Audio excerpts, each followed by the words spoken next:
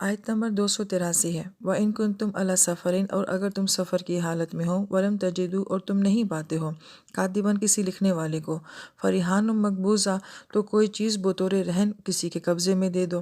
فَإِنْ أَمِنَ بَعْضُكُمْ بَعْضًا، اور اگر تم ایک دوسرے کا اعتبار کرتے ہو، فَلْيُؤَدِّ الَّذِي اؤْتُمِنَ أَمَانَتَهُ، تو جس شخص کو امانت دی گئی ہے وہ پوری امانت داری کے ساتھ اس کی امانت اس کو لوٹا دے۔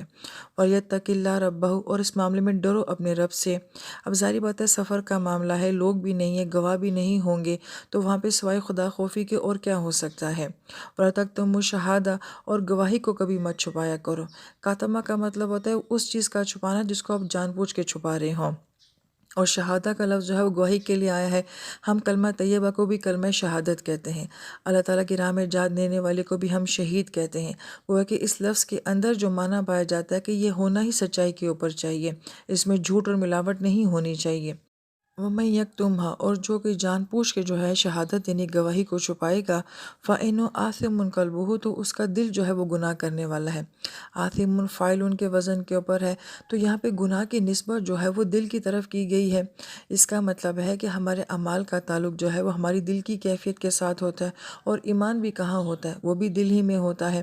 گویا کہ ہمارے ظاہری اعمال کا تعلق جو ہوتا ہے ہمارے باطنی انسان کے ساتھ ہوتا ہے، تو جس کا عمل خوبصورت نہیں ہے اس کا مطلب ہے کہ اس کا دل بھی اندر سے خراب ہو چکا ہے، گندا ہو چکا ہے۔ واللہ بما تعملون علیم، اور جو کچھ تم کرتے ہو اللہ تعالیٰ کی ذات اس کو جانتی ہے۔ اور یہاں پر بھی وہی نکتہ ہے کہ جہاں پہ بھی مالی معاملات اور ظاہری معاملات کا تذکرہ ہوگا تو وہاں پہ تعملون پہلے آئے گا، اس کے بعد بصیر، خبیر اور علیم کی جو ہے وہ صفت آتی ہے۔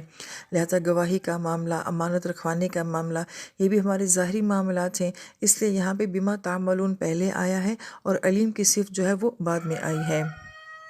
لہٰذا ترجمے میں اس نکتے کو ضرور دیکھنا چاہیے کہ جس کے اوپر آیت مبارکہ کی تکمیل ہو رہی ہوتی ہے کہ ہمارے کچھ اعمال کا تعلق جو ہوتا ہے ہمارے عمل کے ساتھ ہوتا ہے، اور کچھ اعمال کا تعلق جو ہے ہمارے قلب کے ساتھ یعنی کہ دل کے ساتھ ہوتا ہے۔ لہذا جہاں پہ عملی اعمال کی بات کی جائے گی وہاں تعملون پہلے آئے گا، اور جہاں پر قلبی اعمال کی بات آئے گی وہاں پہ ہم دیکھیں گے کہ بصیر، خبیر اور علیم کی صفت جو ہے وہ پہلے آئے گی، اور تعملون جو ہے وہ بعد میں آئے گا۔ واللہ اعلم۔